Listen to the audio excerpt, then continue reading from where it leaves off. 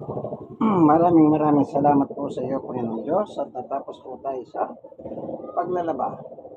Wala po naging aberya sa tubig at kuryente, ganun din po sa washing machine, at sa loob ng 2 oras ay nakatapos po ako. Maraming salamat po sa iyo, Panginoong Diyos, sa ngalan ni Jesus. Amen. Okay? Ilalabas na po para may sampay na. Okay?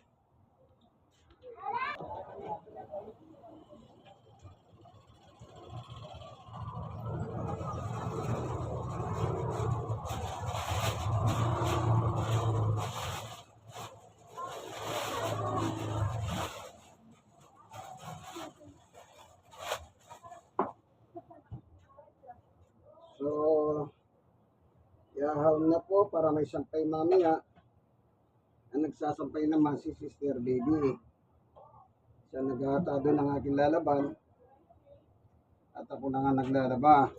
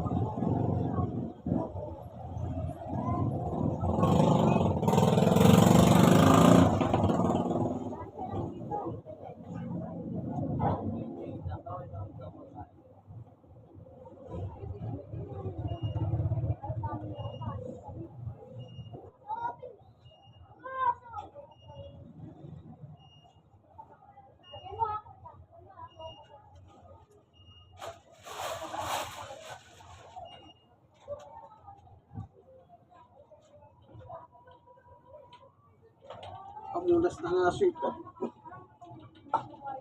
Itong dalawa na ito, ginagamit ko pamunas ng aso pag naliligo.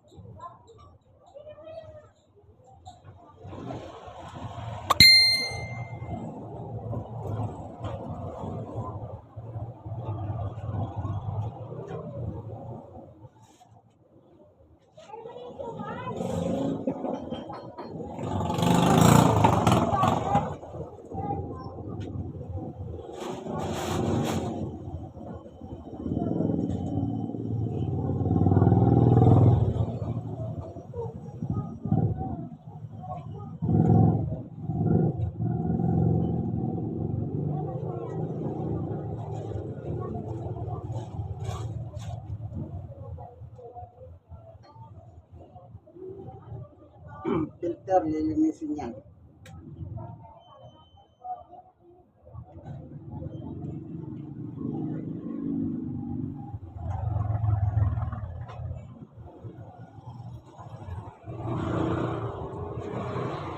Palinis natin, tubig lang. Yung tubig na may pressure para matanggal.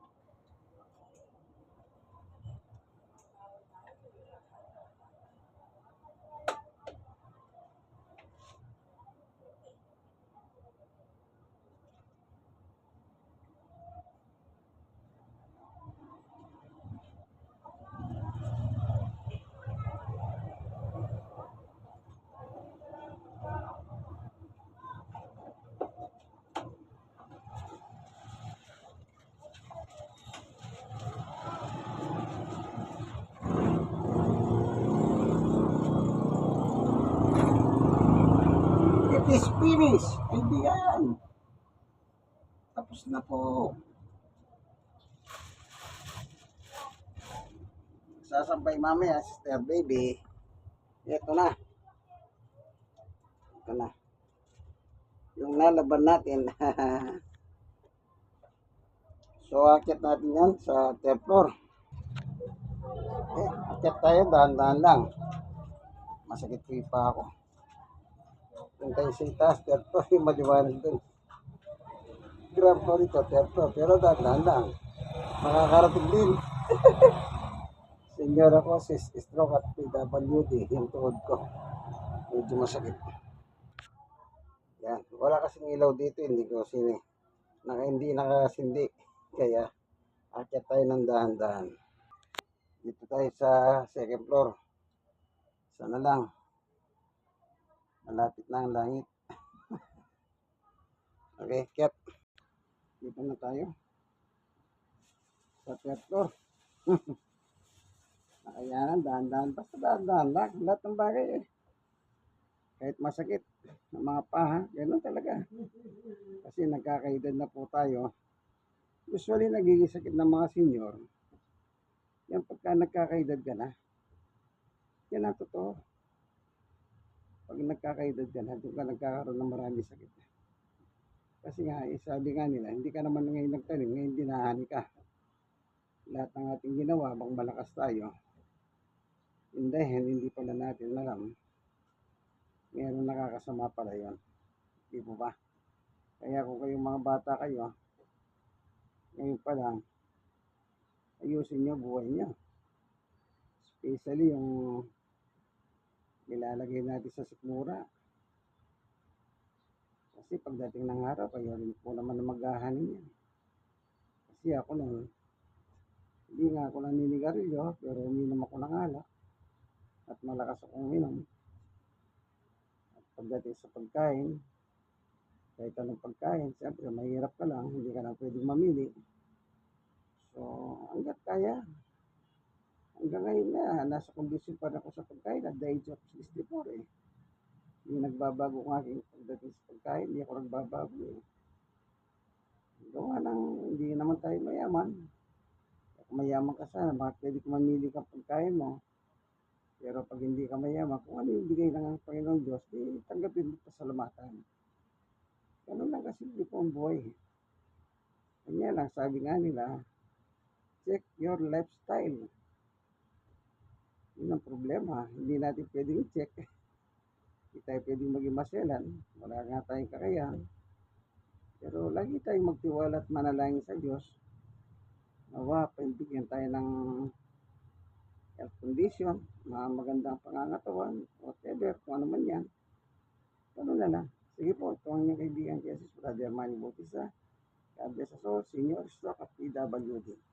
Babayo, mahal tayo ng Diyos, 3:16 ng 1.